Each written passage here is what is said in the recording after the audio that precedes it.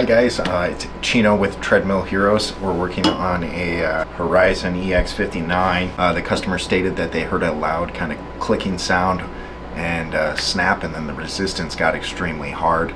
Right here is the brake drum. I have it all popped open with the plastics off. Usually what happens is there's some small brake cables. These are going to be what are inside that brake drum, and these usually snap. Looks like that is what has happened in this one as well. You can kind of see this orange plastic piece right here.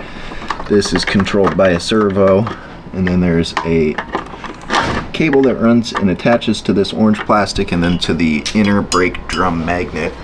When that snaps, those magnets fly out, cause the brake drum to pretty much be at max resistance, and it won't change.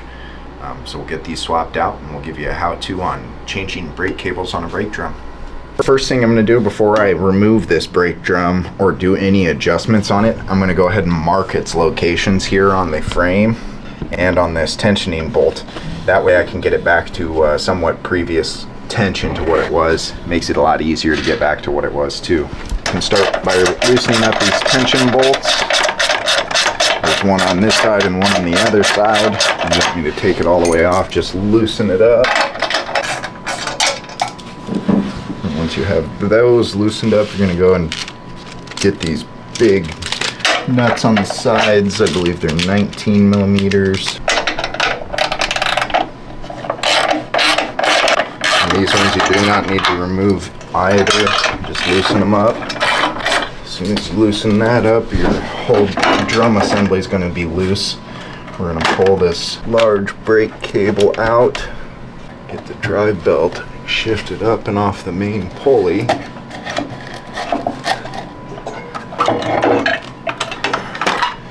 here's our brake drum. So we'll pretty much be cracking this open and removing 4 screws on this side, and then this whole piece will slide out and open out. Do not forget which side your washers go on.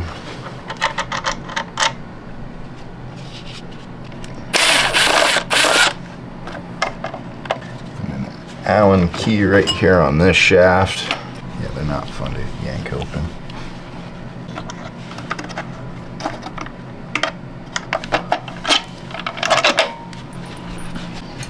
Don't forget to yank this nut on the back side.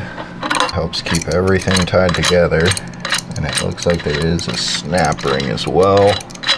Snap ring is a little C-ring that snaps onto the axle. You can see it right here.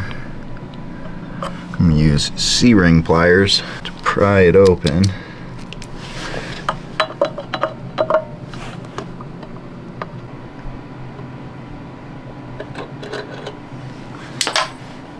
That's a snap ring. And voila. Here is our broken cable. We will pull these out. And if I'm replacing one, I usually replace the other. It's better, safe bet to throw fresh ones in if I'm going to be in there doing it. So we'll get new cables thrown on and get this all buttoned back up and installed. Don't forget, magnets right here. If you have any of your things laying around, it will accidentally pick them up. Be mindful of that. You don't want to be losing any hardware or reassembling this with anything inside of it. You just feed, the ball end goes in the top. You'll feed that through like this, and it goes around these pieces here. When you're assembling these back, make sure they go back in the posts.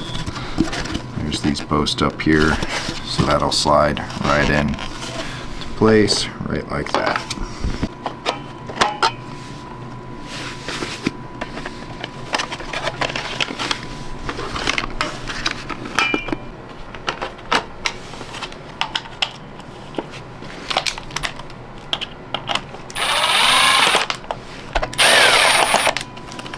Now once you get those new cables in, you can kind of see how this brake drum works. When that servo is pulling that orange plastic piece down, your brake magnets are going in and away from the outer steel rotor, making it easier for your resistance. And then as it comes out, your resistance becomes more difficult. Now it's just reverse order of everything. Snap ring goes back on. Make sure it is secured in its spot, which the axle is not sliding back out, so we're all in. Don't forget your locking nut.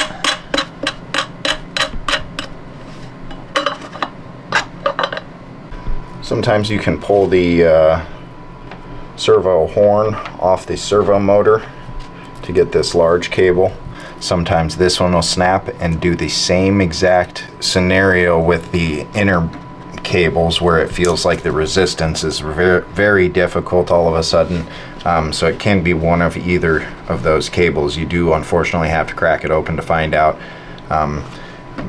Not too often. You can have this plastic piece here on the servo brake and it will pretty much do the same thing as well, but usually it's one of those three things that if your resistance is very difficult on your elliptical and your electronic reasons are showing it's changing but nothing down low is feeling like it's changing, it's usually one of those three things there.